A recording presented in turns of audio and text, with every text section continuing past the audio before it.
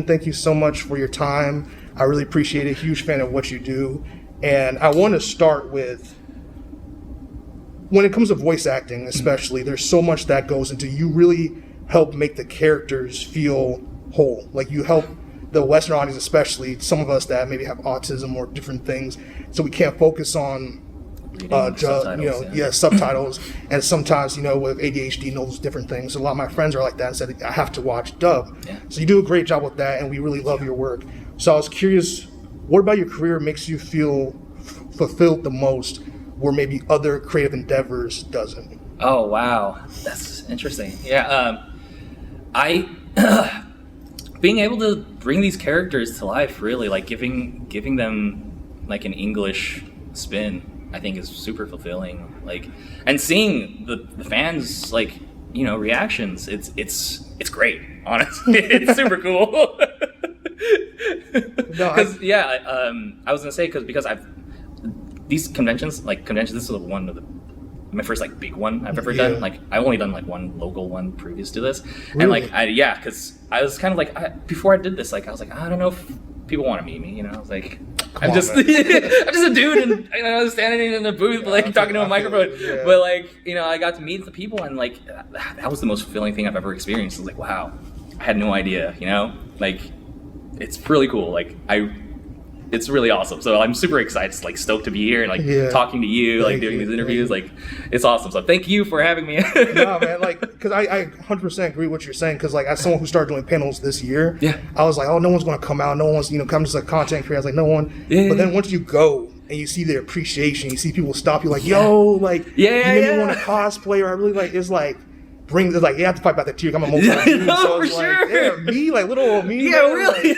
I don't do anything. Yeah, so I definitely feel that, and I really appreciate that answer. So next, I guess I want to talk about preparation for a role. Okay. How do you go in preparing for a role? For example, Noe, how did you go in? Did you read the manga? What was your process for that? That one was, it's a very unique situation, and that one, I just watched the first season of Shield Hero, dubbed, because to get a sense of the character, and to see what what Billy brought to the character and things like that, and that was my preparation for that, because I wanted to make sure I honored the performance from the first season as much as I can. Exactly. Because it was a tough thing, because that's I don't know if I can do this, but they chose me. I auditioned for it, and they chose me. I was okay, this is my responsibility now. I got to do the best I can, for everybody involved, everyone watching. So, yeah, that one. No, I appreciate that answer, because I know that it's tough, and the expectation, because obviously Billy was such a great dude and just such a phenomenal actor. So absolutely, following the footsteps can be quite difficult. Yeah. But also when it comes to your usual work day, right? Let's say, what's the typical work day for you, from start to finish? What's it like? Ooh, man. Okay. Super boring. I'll go into though. I wake up at 3 or 4 in the morning. I go to the gym. Okay. No, you gotta get swole. We got the games. Okay. No. That's right. Then I go home. I eat my breakfast, and then I go sit down and look through my emails and look at auditions that I need to do and things like that. And I'll shoot them out before the day starts, hopefully before 9 o'clock when my first session sometimes starts. So I'll do that, and then I'll go to my sessions that are scheduled for that day. And then after that I go home and eat and try to relax, and my relaxing is just watching TV, whatever. No, I love that. Yeah, because and also sometimes practicing violin. I don't play very well, but I love. It's still extremely difficult to even do. So that's still props. It's been giving me a lot of that's actually the most de-stressing thing I've been able to do, which is so weird, because I love video games and stuff, like that, but sometimes it's a very time commitment sort of thing. Oh, for sure. You're story wise, you don't want to stop. You get lost in it. Exactly. So I'm all right, I picked the violin again after a decade. I was I'm gonna go into a creative endeavor, kind of just for myself, and just for fun, and it's been great. Yeah. No, I think that's a wonderful thing. You need to decompress, because regardless, it's a super busy schedule. You wake up really early and you have to go do these different things. And again, voice acting is such hard on your vocal cords and just It can be, depending, and you know, reading lines and just going through that. So I was curious about the audition process. Oh, yeah. Because as me as an actor, like, I know you go in a room kind of like what we're in right now, at table, people just like staring at you, judging you, and then you walk out of the room, don't know if you got a role, with a bunch of people who look exactly like you for a role. So for a voice actor, what's the audition process like for you?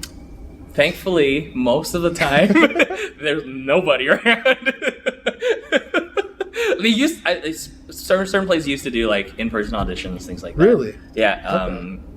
Way back in before COVID times, and even prior to that, Funimation, now Crunchyroll, they had like general auditions they would hold occasionally. Like, it was very rare, but they did it like maybe once or twice a year. For a little bit, and that was my first live audition process, and that one freaked me out because I've never done it in person before. You know, that was also my first, like, because that was when I was first like getting into it. But like, you'll have like a director and stuff like that telling you know, giving you notes and things like that. And even they would also hold auditions live for their shows sometimes too. Like, I remember some shows that the audition for, but for the most part, it's just by yourself, thankfully. And then if you get like a callback or something with a big show, they Zoom now, so you'll see all these faces on the screen, like silently judging you. I can imagine. Oh, yeah, that's tough. Yeah, I was about to say. So what's it like? You know, I guess during that 2020 year, the world shut down. Yeah. You know, we're all trying, especially for freelancers like ourselves and different things like that. It's like, okay, well. Yeah. We have to literally work to eat. Technically, we're like unemployed until we get the next job. Yeah, know? Exactly. So can you walk me through like what that was like acting during that time? I mean, I know it was for sure 2020, but also I feel like 2021 was still impacted. People were just getting the vaccines and figuring out in person or still Zoom. Like, walk me towards that. Thankfully, with voiceover, you know, as soon as I got the news was breaking that like this is gonna be a big thing. Yeah. Like, I was like, well, shoot, like I guess I need to set up my own booth at home. Like, I had one for like auditions and stuff like that, and work sometimes, but it wasn't a great thing. It was like a studio, like, I'm about to record a whole episode of something in there. No, not at all.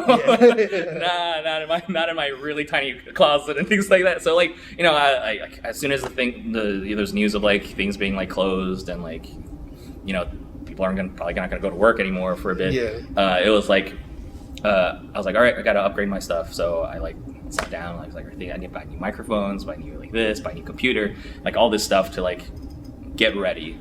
Because like that's because for the most part, voiceover, like not just like in say like anime or like cartoons and things like that, but like a lot of it was already remote because of, like commercials. There's commercials and things like that, promotions that people read for TV.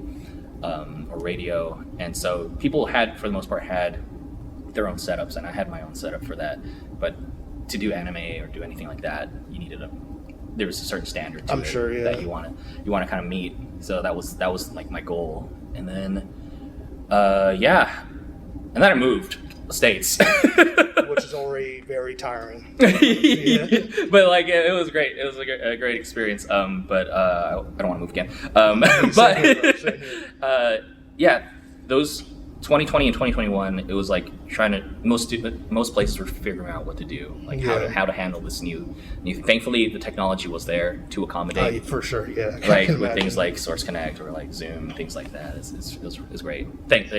Unfortunately, we had to go through those things, but it also opened a lot of doors for different people and possibilities. Like a lot of places started casting people outside of the local pool. Oh, that's nice. That's great. Yeah. No, I definitely feel like that was a trying thing because it took me back to, I guess, like I remember when Simudub was like first came out, like back when I was in college, and I know that was like so tough. I couldn't even imagine being a performer. And then someone's like, hey, we just got this today. You got to record this whole thing because it comes out tomorrow or like comes out next week. Go. Like, like especially if it's like a dramatic role, that's something that requires a lot. Or like if you're doing like Goku. I couldn't imagine doing like Goku lines and screaming like, you have 2 days, you have a day to do it. I can't imagine how they do those. So, But I want to dive into the case study of Vanitas a little bit, and because I know excited. my friend was like, you have to ask me these questions, and I was like, I got your back. But I'm super curious because Noe has a cat, and so the people need to know: are you a cat person, a dog person? Like, what's the Well, not to be biased, but I'm a cat person. I have that 2 for you, cats though. of my own. Okay. Yeah, I love dogs, but they require a lot of energy and Yeah, time you do. that I unfortunately don't have.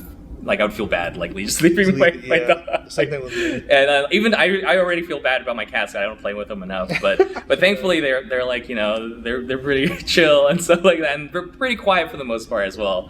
So That's I'm a cat person. No, hey, we're on the same boat there, so I love that for you. Yeah. But also, Noe and Vanitas have such a unique dynamic, and you and Zeno do a phenomenal job at what you do because Zeno obviously is a huge Zeno, talent. I'm so lucky to be playing with Zeno. Like, it's so great. Yeah, because sometimes when you obviously your skill set is amazing too, and Zeno's is amazing. But when you have someone of that caliber with you, it makes it fun and makes it interesting. It helps you raise the levels that maybe you didn't know you had in you, and Absolutely. evolve your game. Yeah. So, are there any scenes or moments in the series so far for you that stand out as like some of your favorites? Oh man, I really like when there are flashbacks to the past, and like with Louis and Dom with Noe that are really loved seeing and like recording, because it was such it's like fleshing out the character, saying like what makes them who they are, and like getting to see those scenes, do those scenes. It was like fantastic. Like those were like up there for sure, because like the emotionality and things like that, like you don't get to play with too much sometimes. With Vanitas, anytime there's a scene where they're running away, and Noe just constantly uses Vanitas as a weapon. Essentially, he's like just throwing him.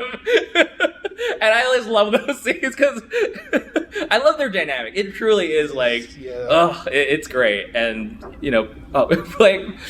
playing with Zeno and like hearing his performances as well, it's just like so fun to experience. And since we're running out of time, I just wanted to do these rapid fire Halloween questions real quick. So, first Halloween costume. I think it was Batman. Batman. Favorite candy. Twix. If you go to a haunted house with one anime character you voice, who would it be? Auntie. Good night. Thank you, man. I appreciate your time, and I appreciate all the effort for this interview. I appreciate it.